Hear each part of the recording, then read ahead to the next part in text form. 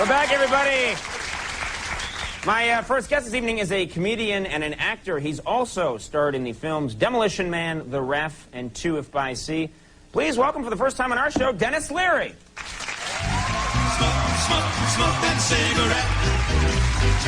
Smoke, and if you smoke yourself to death, tell St. Peter at the Golden Gate, you just hate to make him wait. You just got to have another cigarette. Hey, thanks a lot. You know, we've talked a few times on the phone, but never had you on the show up until now. Thanks for doing it. Thanks. Well, after you paid me back all that money you owed me, I figured, you know. That's the least I could do. You guys really have to literally have a sign up backstage before you come out the curtain that says, guests, sit back in chair? Yes. Is it that bad? Yeah. Oh, the guys come out and sit like this? Like. They do. Do they really? They do, and there on the cross shot, you can't see my beautiful, fat Irish face. Ah. Yeah, we find that people actually like that. Well, speaking of your beautiful, fat Irish face, and your skinny Irish ass, I'm assuming. That's pretty much right. This is not a joke. This is true. I'm of Irish descent. My parents came over on the boat in '51 or something like that. And so I go back a lot to see my cousins and stuff. So I'm back there this summer, and my Uncle Jerry, who lives here but was over there visiting, says to me, you know Conan O'Brien? I said, well, I don't really know him. I've talked to him on the phone. You know, seems like a nice guy, owes me some money, blah, blah, blah. He says, well, you're not going to believe this, but, you know, the show is now on, what do they call it? It's the Super Channel. The Super Channel. They have a satellite thing. You get a dish for your house, and over in Europe you can get anything. Like, I guess your show is broadcast in the morning over there. Right. It's in different times in different places, but we're actually shown in Dublin. Right. Yeah. So they live out in the countryside in Kerry. So anyways, they're watching the show now, and my Uncle Patrick, who's about 80 years old one day, is watching the show, and he goes, you know, that O'Brien guy reminds me of somebody. And he looks it up, and he finds out that you and I are first cousins. Well, not first cousins. We're cousins, believe it or not. So we can't legally marry. We can't marry. Okay. My grandfather and your grandfather were first cousins. Swear to God. Are you serious? I'm dead serious. Wait a minute. Well, on which side of the family? Do you know? Well, do you know? Your side would be, mine's the O'Learys, yours would be the Reardons, right? The Reardons. Is your mama Reardon? Yeah, my mom's maiden name is Reardon. You're serious? I'm dead serious. I'm dead serious. I'm dead serious. So I go. This is freaking me out. I swear to God, no, it's the truth. Who else is backstage? I get it.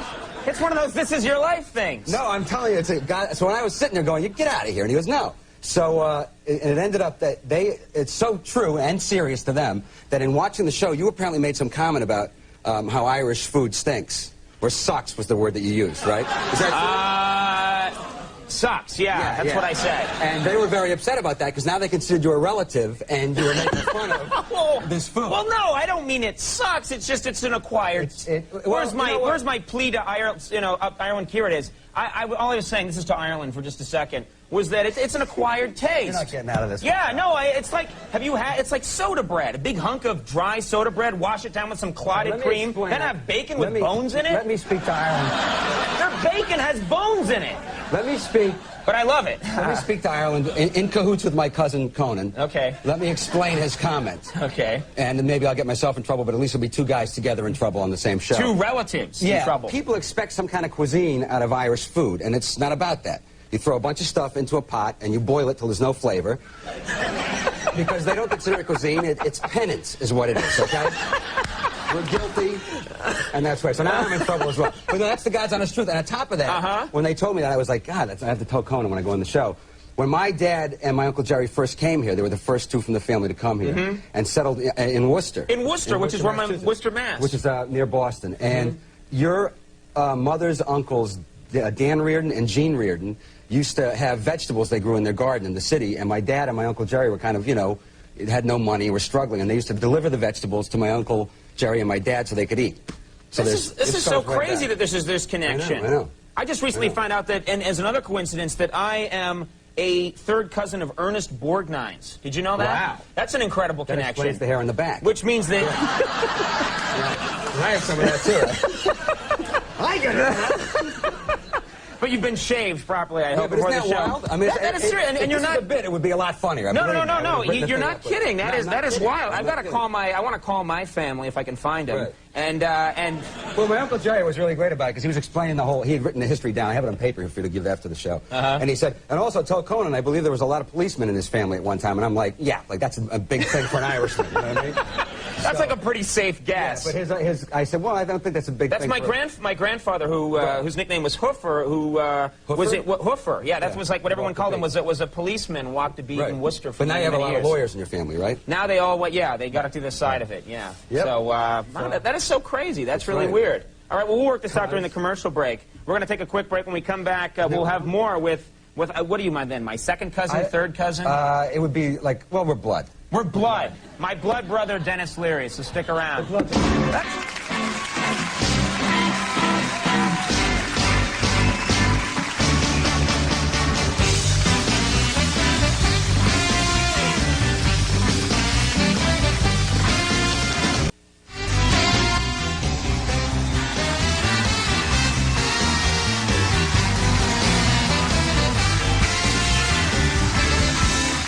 We're back, everybody. Denis Leary's here, and you're actually I think the first guest, except for an occasional cigar that's lit up. Actually, Really? You don't see that a lot. I see you're still smoking, an avid smoker. I'm the first guy to smoke on your show. Mm-hmm. Really? Well, I think actually to be out here, isn't that true? Maybe the first Andy? guy. I think Norm Macdonald smoked out here once. He didn't smoke on air, did he? Yeah, like his first time here. Did he really? Okay, maybe. He doesn't usually smoke on air. Fascinating? Yeah. A little peek inside. Andy, I have to say, you have the greatest job in show business. Do you know that? Thank you. I know. You sit. What do you think about when we're talking? Like I'm talking to Conan. What do you think about? Nothing. He could sincerely care You less. could care less. You're not Irish either, right? No. He hates the Irish. hates the Can't Irish. stand them. Yeah. You ever fall asleep during the show? No. Okay. But I have gotten caught sometimes sitting here in my own little world and someone turning and going, "Isn't that right?" Yeah.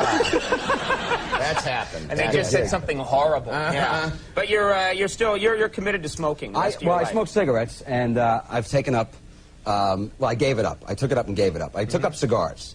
Which is the big fad. I Yeah, guess, right. And then now. it became the fad, and I was like, guys like Jason Priestley were smoking cigars. I'm like, nah, I think I'll give it up, you know.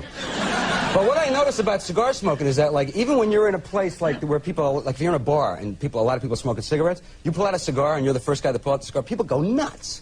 As soon as the cigar comes out, what are you trying to kill somebody here? You know, the smell of it's going to kill us. So I stopped smoking that because of the fad thing, and I went back to an extra couple of packs of smokes a day. Yeah, and you enjoy it. All right, a couple of packs. How many packs? Well, you I'm up to now? down from what I used to be. I'm down about 5 a day, 5 packs. 5 packs? Yeah.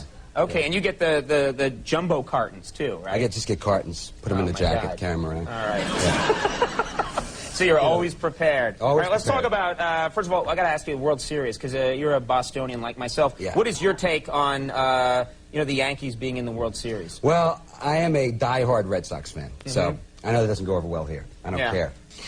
And because baseball with the Red Sox, it's gone beyond baseball. It's, as you know, you're a Red Sox fan, right? I grew up a Red Sox fan. So- Now I live in New York and do a show out of New York. So I've learned to appreciate the great teams that we have here in the fine metropolitan area of New York City. Yeah. And I'd also like to say to all our affiliated stations that baseball everywhere is a great game. Continue. Well, here's what I feel about the Yankees. I hate the Yankees. I hate them. I hate them, bro. I don't care. You know, when you're done, we're taking you out through the tunnel. I know you are. I know you are. I hate the Yankees, and I'll tell you why. And it's not really about the Yankees, okay? So let me be fair about this. It's about when the Red Sox gave Babe Ruth to the Yankees and therefore destroyed not only the Red Sox team, but gave the Yankees this tremendous, 27 championships you guys have? Mm-hmm. Yeah. Even the Yankees don't count anymore. Even No, the they don't. Yankees So fan I doesn't feel know. now that if things don't go the way I want with this World Series, I need to take things into my own hands. So if the Yankees win tonight, which we'll know by the time this is broadcast, you will find me at Darryl Strawberry's apartment in a couple of nights with an ounce of cocaine and a couple of hookers. That's all I'm saying. That's all I'm saying.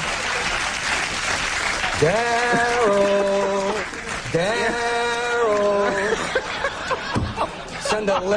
Send a limo over to Doc's house full of booze, you know. Oh. I just feel the need. I know, I'm a Oh, baseball man. fan, and I feel if you're a real baseball fan, take the series into your own hands. Why not? Sure, that's the Why thing sit to back do. and read those box scores when you can be part of those box scores? All right, well, let's move on to actually a more uplifting theme. All right, this Okay. is going to get you killed. Comics Come Home, which is a... Comics Come Home, yes. Comics Come Home is an event we did last year. Cam Neely, who played for the Bruins, as if we can keep this Boston thing going, who's a friend of mine, just retired, actually, great player. And he got involved and created a cause called the Neely Foundation, which helps kids with cancer up in Boston. So last year we did a show for Comedy Central New Year's Eve that was broadcast with the idea of raising money for that cause. It went very well. So this year we have a show taping in Boston November 9th at the Orpheum Theater with myself, Jon Stewart, I'm forgetting people now, Anthony Clark from Boston Common, I'm forgetting guys, and video tributes and bits from you, Jay Leno, Woody Harrelson, Michael J. Fox. It's a big extravaganza. It's going to be a whole lot of fun, and there's still some tickets available, I think, to that. It'll be broadcast New Year's Eve on Comedy Central. Yeah, that's on November 9th, and yeah, airs New Year's Eve. That's right. All right, well, listen. For all you Yankee fans. Good, you had to go back to that. You were out of the clear, we had moved on, and you had to go back to it. I'm glad you guys are in the series, but, you know, I hope you don't win, okay? I think we all feel better now. Free country.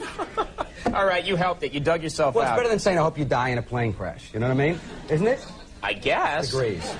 Okay. I'm glad you're not in the Hallmark card business, actually. I'd like to get one of those. All right, well, Dennis Leary, thanks so much for coming by. Man. Thanks for having me. And thanks for actually pointing out this incredible connection we have. Thing. Yeah, all right, Dennis Leary. Abel Ferrara coming up. Crash Test Dummy is going to perform. We'll be right back. Stick around.